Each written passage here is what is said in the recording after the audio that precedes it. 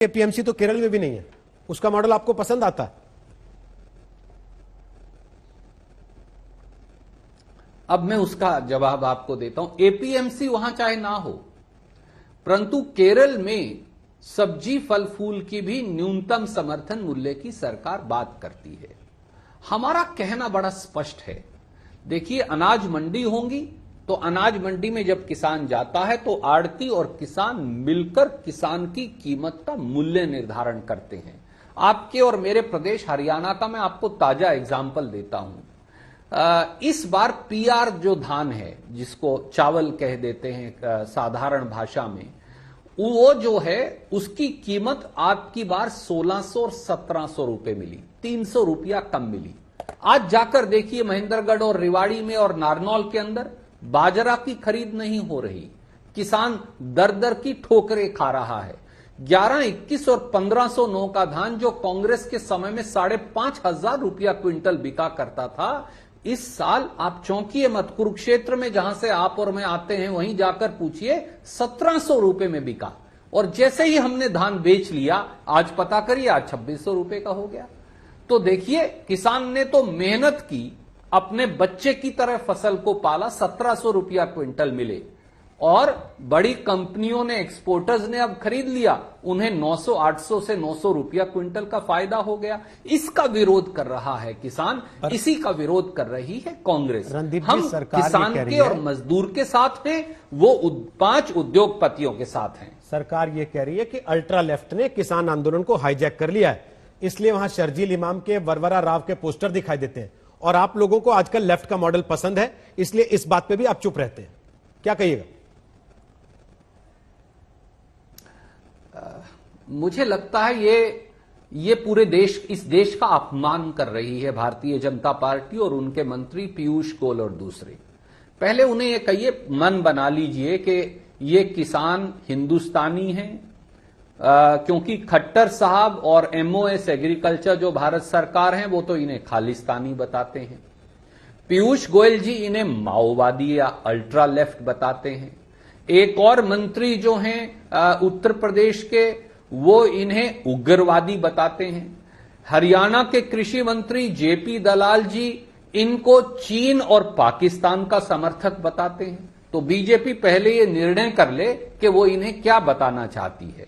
मुझे लगता है देश के अन्नदाता का ये घोर अपमान, इससे ज्यादा अनादर हो क्या सकता है। संदीप जी, 6 बार बातचीत हुई सरकार और किसानों के बीच में, कृषि मंत्री उसमें मौजूद थे। आखिरी बातचीत गृह मंत्री के साथ बैठ के भी हुई। उसके बावजूद जब सरकार ये कह रही है कि हम लिख के देने को तैयार हैं, संवाद करते हैं, जिन बातों पे आप गारंटी चाह रहे हैं वो गारंटी भी लिखित में दे देंगे। किसान अगर ये कहें कि नहीं साहब कानून खारिज कीजिए, इसके अलावा हम नहीं मानते, तो क्या आपको नहीं लगता कि असल में लड़ाई अब अहंकार की हो गई है? नहीं, मैं नहीं मानता। देखिए रोहित जी, मैं बड़े विनम्रता से आपको एक बात कहता हूं। पहली बात तो 2 मंत्री जो बात कर रहे थे, तोमर साहब और गोयल साहब, मैं उनका बहुत आदर करता हूं, और ये अनादर से नहीं, केवल ये कह रहा हूं, दोनों ने कभी खेती की है? देश के कृषि मंत्री ने कभी खेती की नहीं, पीयूष गोयल जी ने कभी खेती नहीं की। आपने उनको किसान की समस्याओं और खेत कल्याण के बारे में बात करने भेजा, ये अपने आप में बड़ी अजीब बात है। दूसरा, सरकार ये मानती है, मैं आपको अनुरोध करूंगा, आपके दर्शकों को, कि कानूनों में 14 संशोधन वो करने को तैयार है। इसका मतलब कानून गलत है ना? अगर कानून गलत है तो उन्हें खत्म करिए, और क्या संशोधन होंगे या नहीं होंगे उन पर किसान संगठनों से और देश की संसद में चर्चा कर लीजिए। या तो कानून ठीक है तो फिर संशोधन की जरूरत क्या है? और अगर संशोधन की जरूरत है, वो भी 1 नहीं, 2 नहीं, 5 नहीं, 10 नहीं, 14 संशोधन, तो कानून गलत है, तो कानूनों में गलती है। इसलिए किसान ये कहता है, इन काले कानूनों को खत्म करिए। आपको कोई नया कानून पारित करना है तो संविधान की परिपाटी के अनुरूप आप चर्चा करिए, किसान संगठनों से करिए, देशवासियों से करिए, और आम जनमानस से करिए। आपको जब राशन की दुकान से राशन मिलना बंद हो जाएगा, जब एफसीआई खत्म हो जाएगी, जब अनुसूचित जाति और पिछड़े वर्गों के लिए जो मुफ्त अनाज मिलता है वो खत्म हो जाएगा, जब आम जनमानस को आटा 150 रुपया मिलेगा, जब 2 या 3 या 4 कंपनी 25 लाख करोड़ के खेती के कारोबार पर कब्जा कर लेंगी, तो किसान विरोध करेगा ही, और यही हमारा ऑब्जेक्शन है। सरकार का यह कहना है कि आपकी चिंता किसान की कम और बिचौलिए की ज्यादा है, क्योंकि आपकी पार्टी हमेशा से भ्रष्टाचार की सपोर्टर पार्टी रही है, इसलिए आप चाहते हैं कि किसानों और व्यवस्था के बीच में भ्रष्टाचार की एक गुंजाइश हमेशा के लिए बची रहे। मेरा सवाल यह है कि यह गतिरोध टूटेगा कैसे? कृषि सुधारों का समर्थन तो आप भी करते होंगे, ऐसा तो नहीं है कि आप कृषि सुधारों के अगेंस्ट होंगे, होते तो शायद अपने घोषणा पत्रों में वो वादे नहीं करते जो आपने किए थे।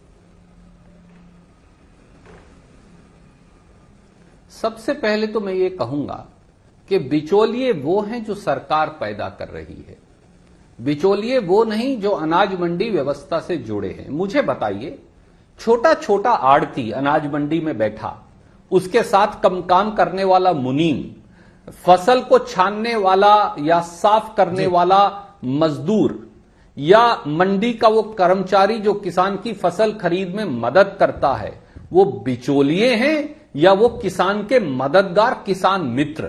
ये किसान मित्र हैं। इन करोड़ों लोगों को जो अपनी आजीविका भी कमाते हैं और किसान को फसल की सही कीमत में मदद करते हैं, इन करोड़ों लोगों का अपमान कर रही है। गरीब मजदूर, अनुसूचित जाति और पिछड़े वर्गों के वो लोग जो किसान की फसल ट्रांसपोर्ट करते हैं, छानते हैं, सफाई करते हैं, मंडी में सफाई करते हैं, मुनीम का काम करते हैं, छोटे छोटे आड़ती हैं, तोलने वाले हैं, बोली लगाने वाले हैं और मंडी कर्मचारी हैं, वो बिचौलिए हैं जी। बिचौलिए वो 5 बड़ी कंपनी हैं जिनके साइलो का लाइसेंस देकर लॉकडाउन के अंदर पानीपत के अंदर 100 एकड़ के अंदर साइलो बनाए जा रहे हैं। आपको याद है, कुरुक्षेत्र के ढांड में, कुरुक्षेत्र और कैथल के बीच में भी एक साइलो है।